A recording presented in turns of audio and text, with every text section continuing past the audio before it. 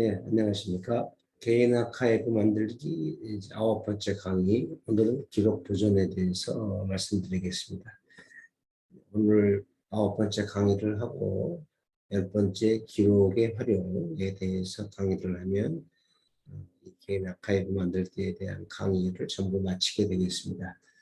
제가 뭐 강의를 그렇게 쉽게 풀어서 잘 하지는 못했는데 이번에 기록 보존에 관한 그런 내용과 다음번 기록 활용에 대한 그런 내용을 이제 좀 인내심을 가지고 잘 보시면은 다시 한번 쭉 강의를 들어볼 때 아카이브라는 게 이런 거구나, 이렇게 만들어서 활용하면 되겠구나, 그런 기본적인 그런 개념은 다 이제 가지실 수 있을 거라고 제가 기대합니다. 우선 기록 보존에 대해서 기본적인 것만 말씀을 드리겠습니다. 기록은 이제 물질인데, 기록은 물질에 저장이 된다. 그래서 기록이라고 말하면 보통 정보가 각인된 물질이다라고 얘기합니다. 물질에 저장이 되죠. 종이, 사진 같으면 인화지, 필름, 자기들 띈 자석 매체, CD나 OD 같은 플라스틱 등 이런 물질의 정보가 저장돼서 기록은 물질이다라고 생각하시면 됩니다. 근데 이 모든 물질은 변질을 해요. 변질하고 원래 성질이 변합니다. 그래서 그러한 성질을 유지하는 일정한 수명이 있어요. 기록 매체 중에서 가장 수명이 오래된 매체 중에 하나인 우리나라 종이, 한지 같은 경우는 500년 이상 수명이 있다고 알려져 있습니다. 조선왕족실록 같은 것을 보면 만들어진 지 500년이 지난 그런 그 실록이 있죠. 그런데 이제 뭐 이런 전자 파일이 들어가 있는 CD 같은 이런 광디스크는 사실은 수명이 짧습니다. 10년 이상 보존이 안 돼요. 보통의 그런 보존 환경에서 음악 CD 같은 거 아무리 좋은 거라도 그냥 보존하다 보면 10년, 15년, 뭐 길게 가면 20년 지나다 보면은 음악을 재생할 수가 없게 되는 경우를 볼 수 있습니다. 음악이 중간에 튀죠. 아니면은 CD를 읽지를 못합니다. CD 플레이어가. 그래서 이렇게 우리가 보존이라 그러면 이거를 기록 쪽에서는 얘기를 할 때 물질의 그 성질의 변화를 최소화하고 그 수명을 최대한 연장하는 일이다라고 이렇게 보시면 되겠습니다. 우리가 보존이라 그러면 두 가지 용어를 쓸 수가 있는데, 하나는 영어로 preservation, 또 하나는 이제 conservation, 두 단어를 쓰는데 뜻이 조금 다릅니다. preservation 하면은 일반적으로 보존이라는 뜻이고, 실제적으로는 무슨 보존 시설을 관리한다거나 보존 환경을 유지한다거나 하는 이런 보존 관리를 말합니다. conservation이라는 단어는 이제 보존하기 위해서 이렇게 물리적인 처리를 합니다. 보존 처리를 하는 것을 컨저베이션이라고 합니다. 기록에 대한 최대의 위협은 잘 아시겠지만 불과 물이에요. 불이 나면 기록이 없어지죠. 홍수가 나면은 기록이 물에 빠지게 되면은 종이 기록이든 필름 기록이든 쉽게 손상이 됩니다. 훼손이 됩니다. 특히 종이 기록은 물에 한번 빠졌다 그러면은 물에서 건져내자마자 젖어서 종이 자체가 훼손되는 경우도 있지만 잠시 후에 금방 곰팡이가 다 쓸어버립니다. 그래서 이렇게 불과 물을 방지하는 게 기록 보존의 최대의 과제이고 가장 중요한 과제입니다. 그래서 여기서 우리가 이제 방제가 중요하다. 불나지 않게 하고 물에 빠지지 않게 하는 게 중요하다. 이제 그것을 강조하고 싶습니다. 그래서 우리가 이렇게 보존이라고 말할 때는 방제나 이렇게 방수, 방화나 방수, 불과 물로부터 보호하는 것은 기본이고, 이런 것이 보호된 공간에서 보존 서고나 보존하는 방인데요. 이런 데서 얼마나 기록이라는 물질을 잘 보존할 수 있게 되는 과제가 있게 됩니다. 그래서 이렇게 물질이 최대한 오래 잘 보존할 수 있게 하는 그런 보존 환경을 항온항습의 환경이라고 합니다. 항상적인 온도, 항상적인 습도, 즉 온도와 습도가 이렇게 오르락내리락하지 않고 일정하게 그 적절한 어떤 그 온도와 습도에서 유지되는 것을 우리가 항온항습이라고 합니다. 유지되게 하는 거죠. 그리고 아까 말했듯이 이렇게 훼손된 기록이 있을 수가 있는데, 기록이 훼손될 수가 있는데, 그런 훼손된 기록을 원래 상태에 가깝게 만드는 일을 우리가 복원이라고 합니다. 그리고 이제 기록은 여러 다양한 매체로 되어 있죠. 다시 말해서 다양한 물질로 되어 있는데 이런 다양한 다른 종류의 물질에 따라서 보존 환경이라든지 보존 방식이 다르다. 이런 점에 대한 것이 이번 강의의 주요 주제가 되겠습니다. 우선 기록을 보존하는 장소에 대해서 말씀드리면은 방화와 방수를 해야 된다고 했죠. 그리고 이제 굳이 하나 추가한다면 방충을 둘 수가 있습니다. 책도 종이 문서나 이런 것도 물질이기 때문에 이 물질을 먹는 해충이 생겨날 수가 있습니다. 우리가 보통 말하는 책벌레라는 것이 문서에 이제 많이 생겨나게 되는 경우가 있고 이미 생겨나 있는 경우가 많습니다. 또 그리고 대량의 종이 기록이 있는 곳에는 쥐가 있어서 쥐가 그 기록을 쓸어 먹을 수도 있어요. 일반 가정에서는 방충이나 쥐에 대해서 이렇게 염려할 필요가 없겠지만 어떤 그 단체가 아카이브를 만들어서 사무실이나 어떤 창고 같은데 서고를 만들게 되면은 반드시 고려해야 되는 게 방충입니다.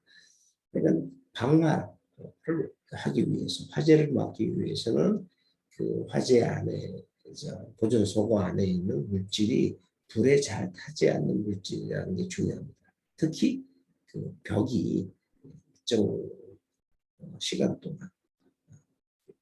불이 나도 불이 붙지 않는 그런 불연 소재로 만든 그런 서고나 방에 기록을 보존해야 된다. 그리고 그 기록이 보존된 서고 안에는 반드시 소화 시설이 있어야 된다.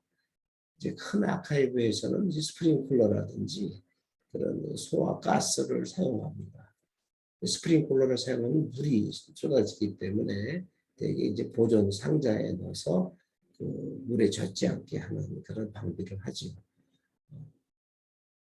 옛날에 어떤 그 대규모 아카이브에서도 우리나라에서 스프링클러가 터져가지고 서고에 물이 샌 적이 있었어요. 거의 발목까지 물이 막 쏟아졌는데 다행히 그 서고 안에 있던 기록들이 방수 처리가 되어 있는 기록 상자 안에 들어가 있어서 기록들이 물에 젖지 않은 적이 있습니다. 그런 것도 일종의 수해를 방지하기 위한 대상이죠. 그러니까 기록을 그냥 뭐 어디서 뭐 비가 샌다거나 요새는 뭐 비가 새는 집은 없지만 그래도 누수가 될 수 있는 그런 그 사무실이나 방이 있을 수가 있죠. 그렇게 누수라든지 그런 물에 노출되지 않기 위해서는 기록 상자에 보관하는 게 굉장히 중요합니다. 그리고 그 기록 상자가 일정한 방수 처리가 되어 있으면 더 바람직하겠습니다. 이렇게 그 기록을 보존하는 환경이 매우 중요한데요. 일정한 온도와 습도에서 보존합니다. 대개 여러분들은 종이 문서에 보존을 하니까 종이 문서를 보존하니까 사진이나 인화지도 같은 일정한 온도라고 그러면 한 20도 시내에 습도는 50도에서 60% 정도에서 보존하면 된다. 아까 말씀드렸듯이 이렇게 항온항습 온도가 오르락내리락 하면 안 되고 습도가 오르락내리락 하면 좋지 않습니다. 그럼 기록이 빨리 훼손이 됩니다. 보존 환경이라는 게 사람이 살기 적합한 환경과 비슷하다고 생각하시면 됩니다.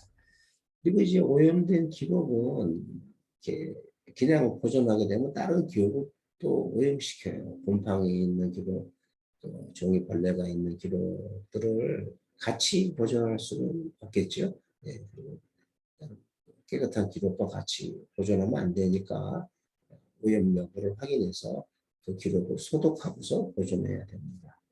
이건 다음 장면에서 말씀을 드리겠습니다. 기록이 분량이 적으면은 그냥 뭐 오동나무 상자라든지 와인 냉장고 같은 곳에도 이제 보존할 수가 있어요. 아주 중요한 기록이면은 금고에 넣을 수도 있겠지만 와인 냉장고가 또 항원 혼습이 되기 때문에 적절한 온도에서 특히 저온이 필요한 경우 칼라 필름 같은 거는 아주 저온에서 보존을 해야 오래 보존한답니다. 이런 전문적인 아카이브에서는 그 영도 이하에서 그 냉동고에서 그 칼라 필름을 보존을 합니다. 그래서 집에서 그렇게 할 수는 없으니까 뭐 아주 극히 소량이면 그 냉동고에 넣어도 되고 이렇게 온도가 낮은 곳에서 보관하는 것이 좋습니다. 그런데 이제 이런 꽉 막힌 곳은 사실 기록에는 좋지 않습니다. 왜냐하면 기록은 기본적으로 습기가 차지하는 곳에 보관해야 되고 공기 순환이 잘 되는 방에 보관해야 됩니다. 그래서 여러분들 저 컴퓨터 설비를 이렇게 에어컨 설비를 해서 보호를 하는데 그런 에어컨 설비가 있는 방이 사실은 이제 보존 속으로 쓸 수 있는 방입니다. 물론 이제 에어컨을 계속 킨다면은 이제 전기 비용이 많이 들겠죠. 그래서 그것도 역시 이제 가능하면 이제 비용을 절약하기 위해서 온도의 변화가 많지 않은 장소를 선택해서 보존 서고를 만들고 기록을 보존하는 것이 좋습니다. 여러분이 피해야 할 장소가 있어요.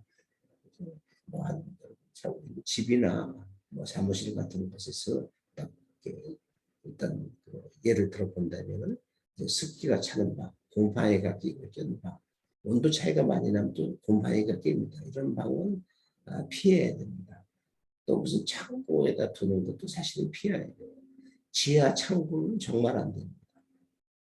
제가 이제 고등학교 다닐 옛날 고등학교 다닐 때 졸업할 때 거기 학교 교지가 있었는데 신설 고등학교가 창간호부터 6호까지를 다 모아놨었어요. 근데 제가 이제 어디 잠깐 외국에 나가 있는 사이에 부모님이 그런 책들을 어떤 그 지하실에 보관했다가 전부 다 곰팡이가 슬어서 다 버릴 수밖에 없었던 그런 경험이 있습니다. 이제 가슴 아픈 경험이지만 그게 있으면 굉장히 학교로 볼 때는 아주 역사적인 그런 자료일 텐데 귀중한 자료일 텐데 전부 다 곰팡이가 나서 버릴 수밖에 없었어요. 보일러 실 앞에 이렇게 기록을 둔 그런 공공기관을 본 적도 있어요. 보일러에서 막 불이 타고 있는데 옆에 기록을 뒀더라고요. 화재 위험이 있겠죠. 의외로 햇빛이 드는 방도 기록을 보존하기엔 좋지가 않습니다. 햇빛은 자외선이 있어요. 자외선은 기록을 훼손시킵니다. 우리 사람 피부를 훼손시키는 것처럼 기록을 쉽게 상하게 합니다. 그래서 햇빛이 잘 드는 방은 기록을 보존하기엔 좋지가 않고 만약에 그런 방밖에 없다면 햇빛을 차단하는 차단 커튼을 설치를 해야 됩니다. 또 비가 셀 수 있는 그런 또 물이 셀 수 있는 베란다나 다용도실 또 옆에 또 세탁기가 있을 수 있는데 이런 데다가 이렇게 그 사과를 만들어서 이렇게 사용해도 보존해도 좋지 않습니다. 피해야 됩니다.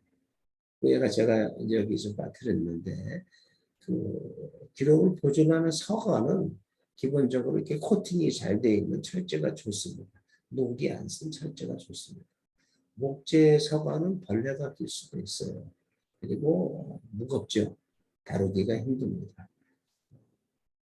이동 자주 하진 않겠지만 쉽게 조립할 수 있는 요새 그 앵글로 된 그런 저렴한 그런 서가를 만들어서 보존하는 게 더 실용적일 수 있습니다.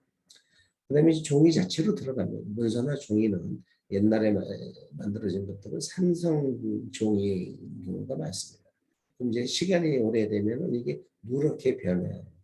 열화된다고 우리가 말하는데 이렇게 누렇게 된 산성 기록은 우리가 이제 큰 아카이브에서는 그 탈산이라고 해서 산성을 뺀 다음에 보존을 합니다. 여러분은 이제 그렇게 할 수가 없으니까 산성 기록은 따로 보존할 수밖에 없고 중성 그 종이에 싸가지고 중성인 종이 박스에 넣어서 따로 보관을 해야 됩니다. 중성 종이로 된 문서와 같이 보관하면 전부 다 누렇게 변해버립니다. 산성인지 아닌지를 알 수 있게 하는 그 펜이 있어요. 보라색 펜이 있는데 그런 이렇게 대보면 산성으로 했을 때는 이렇게 딱 확연하게 표시가 됩니다. 그리고 이제 일단 오래됐는데 누렇게 변했으면 이제 산성 종이로 된 문서라고 봐야 됩니다. 그리고 지금 이제 아까 말씀드렸지만 모든 종이 기록은 환기가 필요해요. 일정한 시간에 환기를 해야 됩니다. 왜냐하면 종이도 물질이기 때문에 부패를 하고 부패한 가스가 나옵니다. 냄새가 난다고 그러죠. 여러분 헌책과에 가면 나는 냄새 같은 거죠. 그게 몸에 좋지가 않습니다. 기본적으로 기록을 오래된 기록을 볼 때는 요새 우리 뭐 코로나 때문에 다 마스크를 쓰지만은 마스크를 쓰고 보는 게 건강에 좋습니다. 왜냐면 또 이제 기록을 넘기다 보면 또 곰팡이가 날아갈 수가 있어요. 눈에 보이지 않는 곰팡이가 많습니다. 이 곰팡이는 사실은 위험한 발암물질입니다. 이 곰팡이를 흡입하는 걸 피하기 위해서는 오래된 기록을 볼 때는 이제 마스크를 쓰고 활용하는 게 열람하는 게 좋습니다. 기록물을 처리할 때도 마찬가지고요. 그리고 이제 기본적으로 이제 처음에 기록을 수집하거나 이제 보존하려고 할 때 우리가 소독해야 한다고 그러는데 소독하는 것의 주요한 행동이 곰팡이를 제거하는 겁니다. 그거에 대해서 이제 말씀을 드리겠습니다. 우선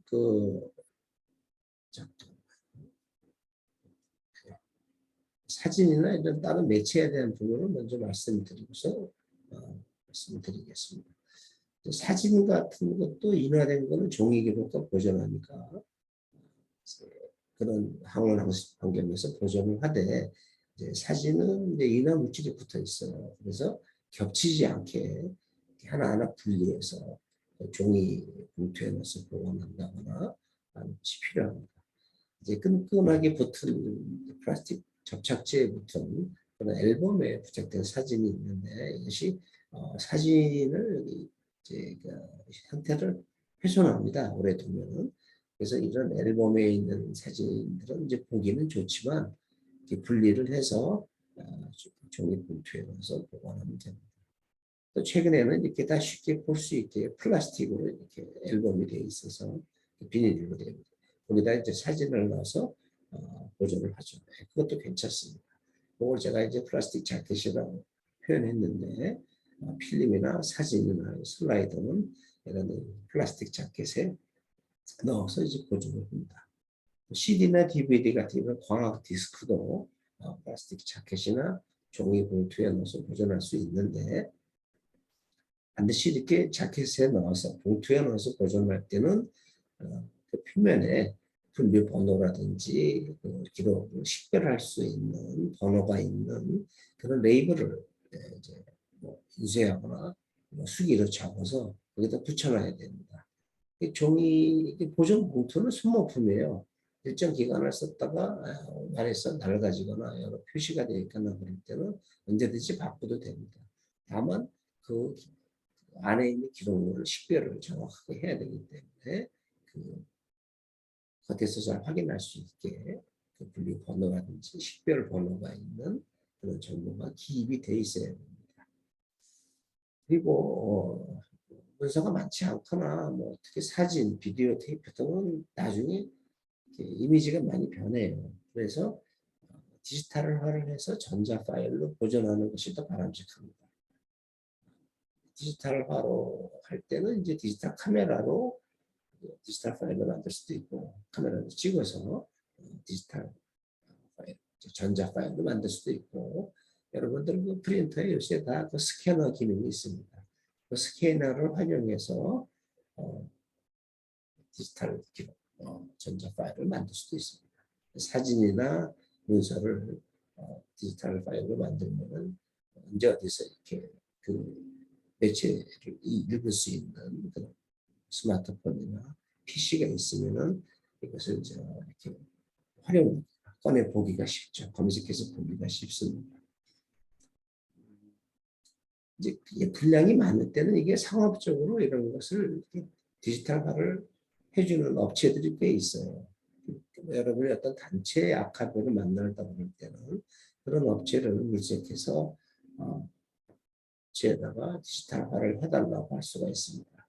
근데 디지털화 자체가 비용이 많이 드는 게 아니라 디지털화를 할 때 이것이 분류가 잘 돼 있느냐, 그 분류 체계를 만들고 거기에 이제 그 분류 체계에 있는 그런 기록물의 계층이 있다 그러죠. 기록물 처리나 기록물 건으로 그 목록 작성을 하는 부분이 비용이 많이 들어갑니다. 그게 이제 전문가들이 이제 기록을 보면서 작업을 해야 되기 때문에 그 비용이 많이 들어서 디지털 비용화 비용이 많이 들 수가 있는데 여러분이 만약에 분류 체제를 만들어서 분류를 다 해놨으면은 그런 그 디지털한 이미지를 번호를 받아서 여러분이 직접 연결하면 됩니다. 뭐 시간 많은데 그런 거 천천히 하면 충분히 할 수 있겠죠. 자 이제 업체에 맡길 경우 요새 비용이 얼마인지 모르겠어요. A4 같은 경우 한 장에 뭐 몇십 원 한다, 몇백 원 한다 그런 말도 있는데 그래서 서비스 품질에 따라서 아마 다르다고 할 수가 있고 아까 말했듯이 분류체계가 다 만들어져 있어서 그냥 단순하게 디지털한 이미지로 스캔만 하는 거나 그러면은 비용이 훨씬 적게 들 수도 있습니다. 아까 말한 이제 어떻게 소독하고 깨끗하게 이제 하는가 문제를 마지막으로 말씀드리겠습니다. 자, 기록물을 소독을 해야 돼요. 근데 소량의 기록물은 살충제나 우리가 쓸 수 있는 여러 가지 소독 가스로 소독할 수 있습니다. 이게 중요한 게 소독 가스가 우리 인체에 혹시라도 유해한 것이 아닌가. 여러분 저 살충제도 우리가 막 맡으면 좋지 않잖아요. 아이들 있는 방에서 살충제 할 때 애들이 막 놀고 있는데 막 뿌리지는 않지 않습니까? 이제 뿌린 다음에 나중에 가라앉은 다음에 뭐 방에 들어간다고 하는 보통 그러죠. 살충제나 소독가스 쓸 때는 반드시 마스크를 쓰시고 하셔야 됩니다.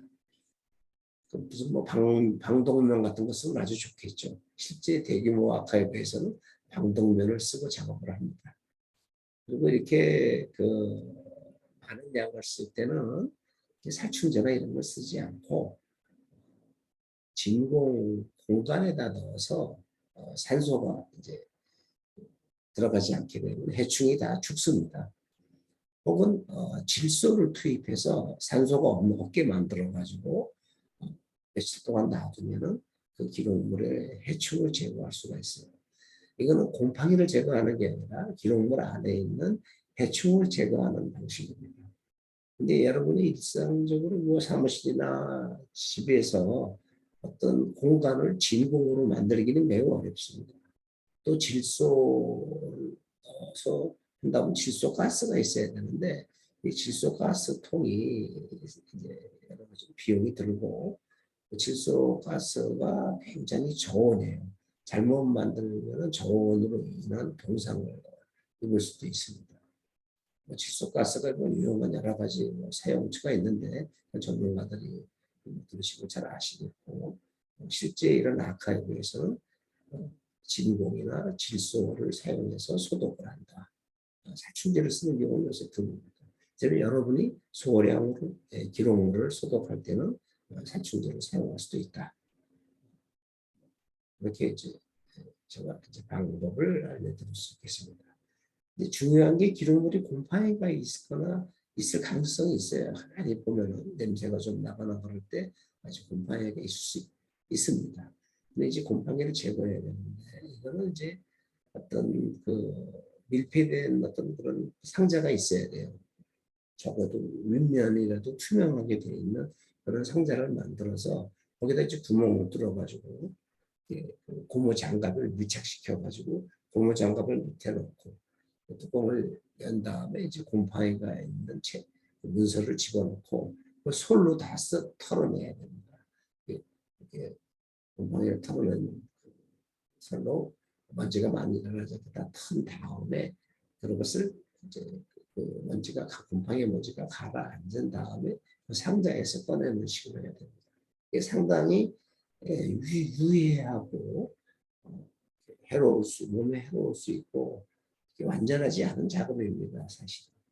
그래서 이제 그런 것을 좀 전문적으로 많이 할 때는 이런 상자에서 작업을 하면서 진공으로 다 곰팡이를 빨아들입니다. 진공 소재기로 빨아들여요.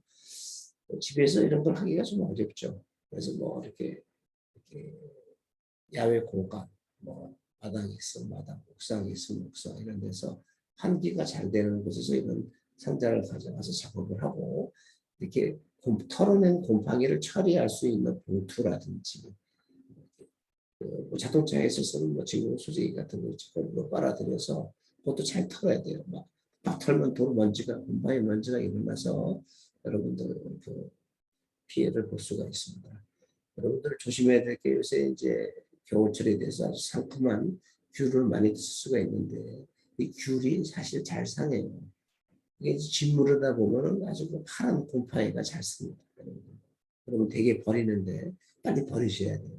그걸 어디 좀 잘라서 먹겠다고 물에 닦거나 그러다가 그 파란 곰팡이가 아주 공기 중에 아주 쫙 퍼지면은 상당히 몸에 해롭습니다. 그렇다고 뭐 귤을 사 드시지 말라 그런 얘기는 아니고 곰팡이가 없게 잘 보존해서 드시고 물기가 많으면은 귤이나 과일의 표면에 곰팡이가 씁니다. 그러니까 문서도 마찬가지로 물기가 있기 때문에 곰팡이가 쓰는 겁니다. 물이 아주 많은 경우는 물에 빠진 기록이죠. 뭐 누수가 됐거나 홍수에 기록을 놔둔 장소가 이렇게 물에 젖었다. 뭐 우리 서민들 이렇게 반지하에 사는 분들, 또 저지대에 사는 분들은 뭐 심지어 1층까지도 물이 다 이렇게 들어와서 중요한 기록들이 다 물에 젖는 경우가 있습니다. 예전에 미국의 그 루이지애나에 그 댐이 터지는 날, 흘러가는 미시시피 강에 그 댐이 터지는 바람에 도시가 전체에 그냥 물에 젖은 적이 있죠. 그때 그 루이지애나에 있는 그 아카이브도 전부 다 물에 젖어가지고 그 대량의 기록물들을 다 이제 막 곰팡이가 쏘고 그랬는데 또 한여름에 홍수가 나면 이건 대책이 없습니다. 그냥 물에 한번 젖은 기록이 하루만 지나면 전부 다 까맣게 곰팡이가 써서 버리게 됩니다. 그래서 이런 경우에는 일단 처리가 빨리 안 되기 때문에 일단 얼려야 됩니다. 물에 젖은 기록은 냉동기를 비워서 냉동해서 얼린 다음에 조금씩 꺼내가지고 처리할 수 있을 만큼 꺼내가지고 한 페이지 한 페이지 이제 해동을 하면서 한 페이지서부터 말려야 됩니다. 기본적으로 물에 젖은 기록물을 다시 활용하기가 되게 어렵습니다. 이렇게 물에 젖지 않은 게 굉장히 중요해요. 아주 중요한 기록이라는 말일 수밖에 없습니다. 여러분 5만 원짜리 이렇게 한 묶음 여기다 보관했는데 무너졌다고 해서 버릴 수 없잖아요. 영화에도 그런 거 많이 나오죠. 이렇게 막 선풍기 틀고 막 드라이어로 이렇게 한 장 한 장 말리는 게 나오죠. 종이는 사실 종이 화폐 5만 원짜리 만 원짜리 화폐는 그 종이 질이 굉장히 좋은 겁니다. 질기고. 근데 그것도 물에 젖으면 잘 찢어져요. 그래서 살살 잘 하나씩 꺼내서 한지같이 혹은 흡수지가 있어요. 종이 문서도 마찬가지. 흡수지에 일단 물기를 좀 흡수시킨 다음에 요새 흡수지로 쓰는 게 주로 종이 타월이죠. 이렇게 키친 타월이라고 그러나요? 예, 그런 부엌에서 쓰는 종이 타월을 종이를 여러 개 깔아서 거기다 이렇게 물기를 흡수시킨 다음에 이제 드라이어로 말리고 또 이제 이렇게 선풍기로 이렇게 환기를 하는 그런 방식을 쓰면은 어느 정도 훼손을 방지하고 복원할 수가 있습니다. 이렇게 물에 젖은 문서를 이제 보존 처리를 할 때, 복원 처리나 보존 처리를 할 때 중요한 거는 서로 떡이 되게 달라붙지 않게 하는 게 중요하고 그 이제 기록에 이제 인쇄가 되어 있잖아요. 인쇄된 내용들이 훼손되지 않게 하는 게 포인트입니다.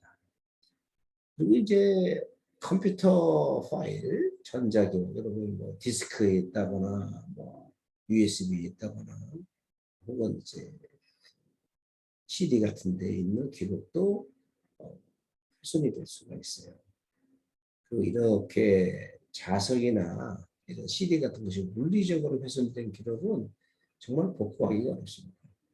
우리 일반 개인이 할 수 있는 게 아니에요. 이런 것은 이제 영상 같은데 디지털 기록을 포렌식을 하는 복구하는 전문 업체에 의뢰해서 그 기록을 복구해야 됩니다. 여러분 제일 많이 의뢰하는 게 보통 하드 드라이브, 옛날 플로피 디스크가 이제 자성이 상실돼서 그것을 복구하는 경우가 많습니다. 그럼 이제 그 데이터 분량당 뭐 얼마 이렇게 받는데 상당히 돈이 많이 듭니다. 그래서 꼭 필요한 기록만 복원해야 되는데 그 디스크 자체가 필요한 것만 있다 그러면 괜찮은데 어떤 디스크 안에 적당한 기록이 있다 그러면은 필요한 기록이 뭔지 골라낼 수가 없거든요. 그래서 복원하기가 어렵고 비용이 많이 듭니다.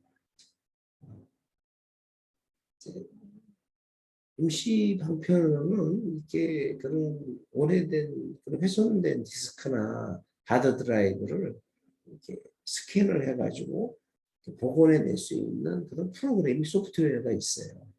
그래서 그런 소프트웨어가 좀 싸지는 않은데 복구할 양이 꽤 있고 복구될 가능성이 있다. 그러면은 그런 소프트웨어를 사가지고 PC를 활용해서 연결해서 그런 그 하드 드라이브나 그 디스크에 있는 기록들을 복원할 수도 있을 가능성도 있습니다. 뭐 시도해 볼 만한 가치는 있죠. 왜냐하면 업체에 맡기면 워낙에 비싸요. 이런 경험은 여러분이 많이 보게 됩니다.